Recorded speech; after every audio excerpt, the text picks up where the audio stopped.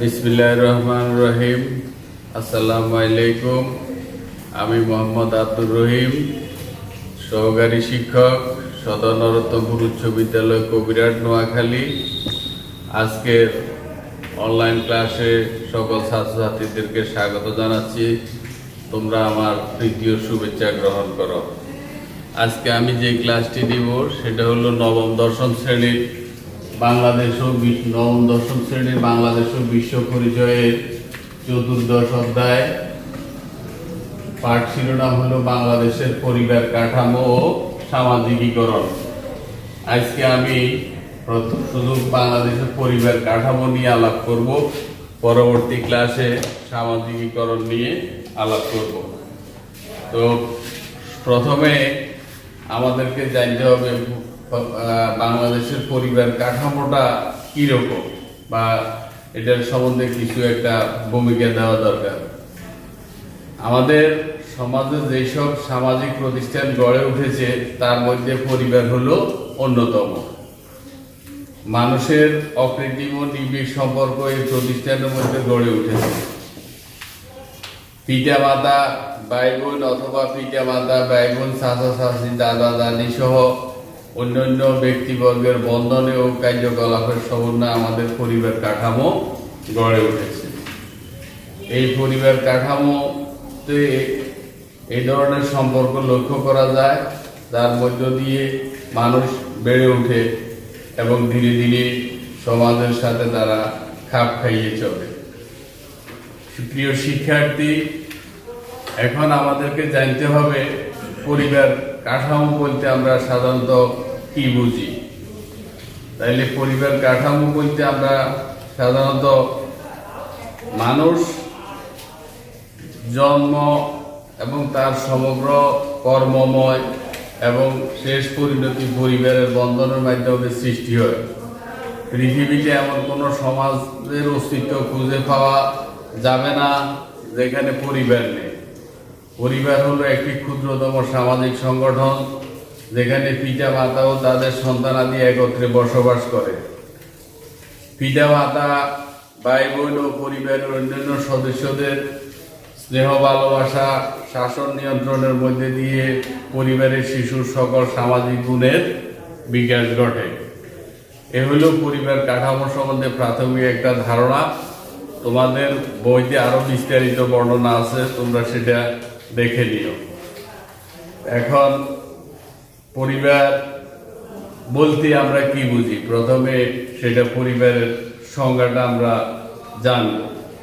যে পরিবার হচ্ছে স্বামী স্ত্রীর একটি স্থায়ী সংগঠন বা প্রতিষ্ঠান, যেখানে সন্তান সন্ততি থাকতেও পারে, নাও থাকতে পারে।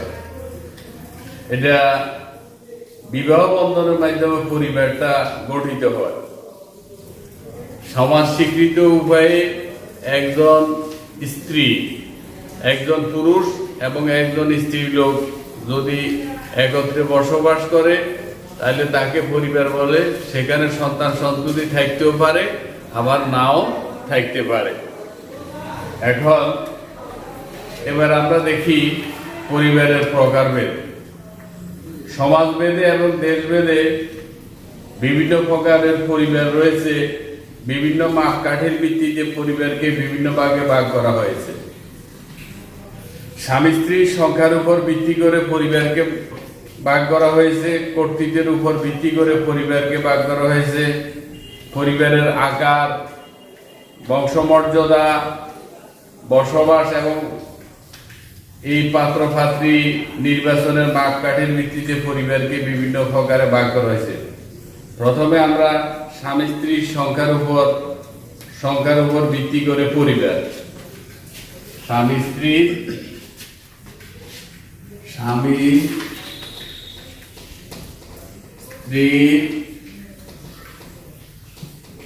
সংখ্যার উপর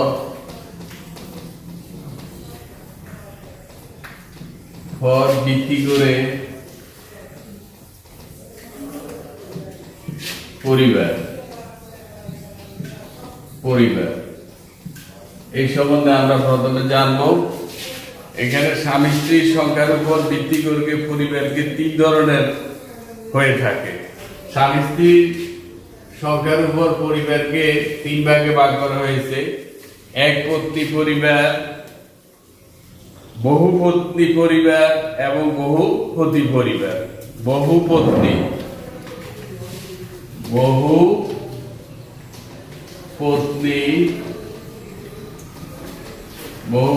পরিবার এবং বহুপতি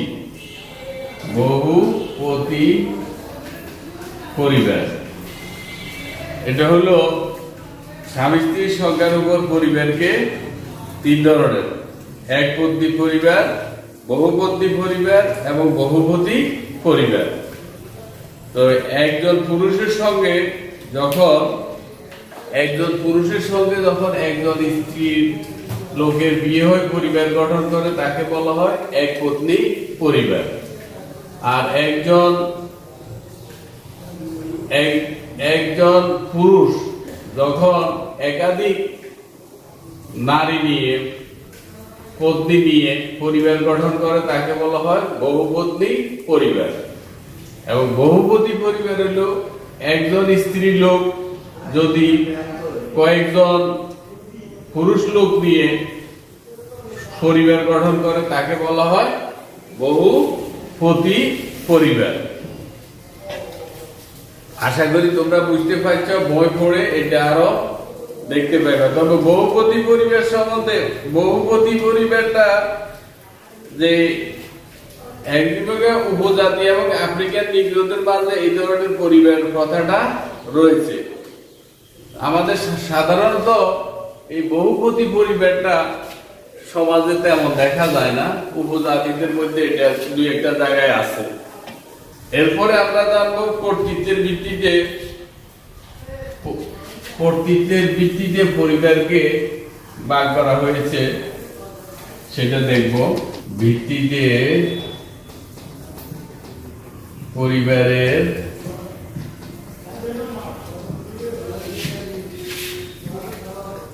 শ্রেণীবিভাগ।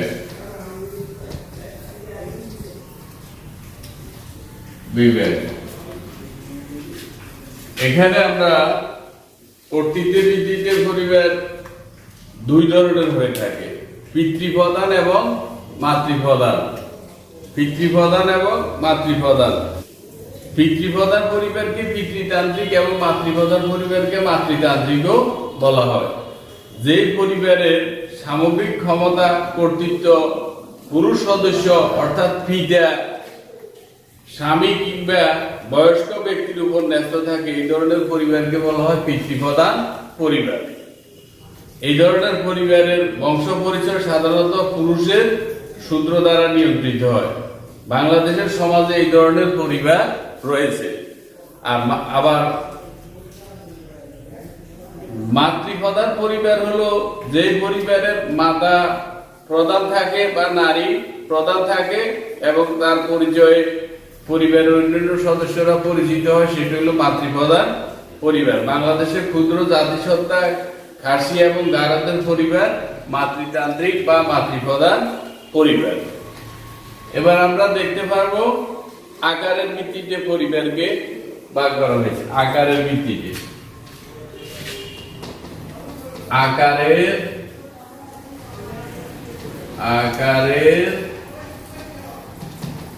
ভিত্তিতে পরিবারের শ্রেণীবিভাগ।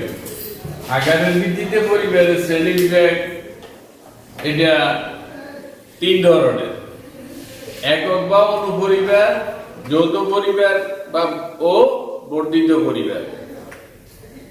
স্বামী স্ত্রী ও তাদের অবিবাহিত সন্তান সন্ততি নিয়ে গঠিত পরিবারকে একক পরিবার বলে। এই পরিবার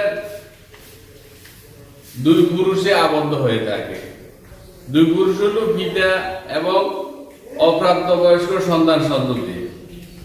আমাদের দেশে সাধারণত শহরাঞ্চলে এই ধরনের পরিবারটা দেখা যায়। যৌথ পরিবার, সেখানে যৌথ পরিবারটা হলো পিতা মাতা, তাদের সন্তান সন্ততি এবং বাবা দাদি সহ ফুফু চাচা চাচি সহ যে ধরনের পরিবার সেটা হইল যৌথ পরিবার। এই ধরনের পরিবার বর্তমানে তেমন একটা দেখা যায় না, এগুলা গ্রামাঞ্চলে কিছু আছে। এই যৌথ পরিবার, এই ধরনের পরিবারের সদস্য সংখ্যা হ্রাস পাচ্ছে।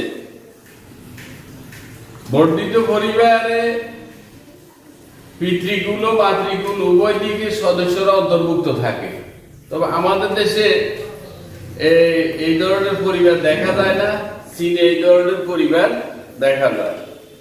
এরপরে 4 নম্বর হলো বংশমর্যাদা এবং সম্পত্তির উত্তরাধিকারের ভিত্তিতে পরিবারের শ্রেণী বিভাগ।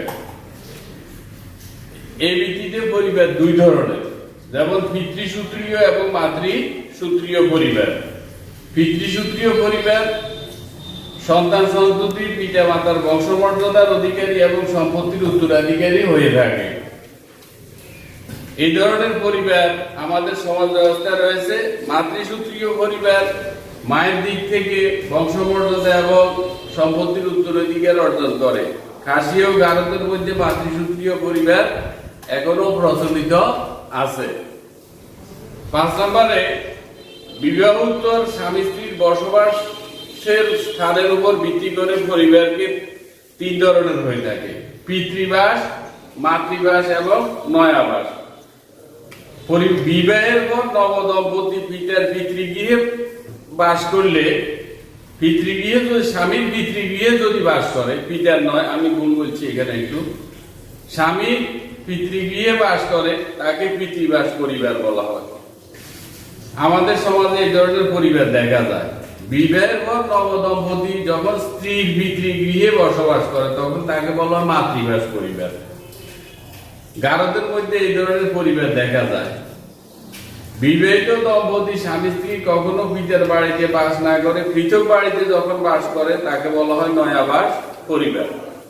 সর্বশেষ আমরা যেটা দেখতে পাবো সেটা হল পাত্র পাত্রী নির্বাচনের ভিত্তিতে পরিবার।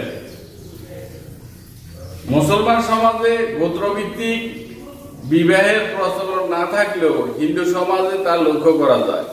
হিন্দু সমাজে 2 ধরনের গোত্রভিত্তিক পরিবার, যেমন বহিঃগোত্র বিবাহ ভিত্তিক পরিবার এবং অন্তঃগোত্র বিবাহ ভিত্তিক পরিবার বিদ্যমান রয়েছে। কোন ব্যক্তি যখন নিজের গোত্রের বাইরে বিয়ে করে তখন তাকে বলা হয় বহির্গোত্র বিবাহ ভিত্তিক পরিবার।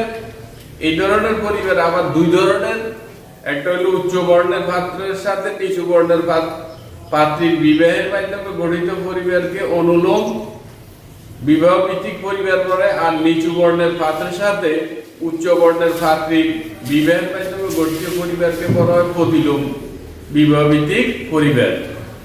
এই ধরনের বিবাহের মূল কারণ সামাজিক আচার অনাচার রোধ করা। আবার যখন কোনো ব্যক্তি নিজ গোত্রের মধ্যে যখন বিবাহ করে তখন তাকে অন্তঃগোত্র বা বিবাহ ভিত্তিক পরিবার বলে। বিবাহ ভিত্তিক পরিবার বলে। অন্তঃগোত্র ভিত্তিক পরিবার হিন্দু সমাজে অধিক প্রচলিত। এই ধরনের বিবাহের পিছনে যুক্তি ছিল নিজ গোত্রের মধ্যে তথাকথিত রক্তের বন্ধন ও বিশুদ্ধতা রক্ষা করা। বর্তমানে এই ধরনের পরিবার গঠনে ব্যাপক পরিবর্তন লক্ষ্য করা যাচ্ছে। অধিকাংশ হিন্দু পরিবার বর্ণ প্রথাকে কুসংস্কার বলে মনে করে। আজকে আমরা এই পর্যন্তই ক্লাস নিতেছি। পরবর্তী ক্লাসে আমরা আরো বিস্তারিত আলাপ করব। সবাইকে আবারও শুভেচ্ছা জানিয়ে আমি আমার ক্লাস এখানে সমাপ্ত করছি। ধন্যবাদ।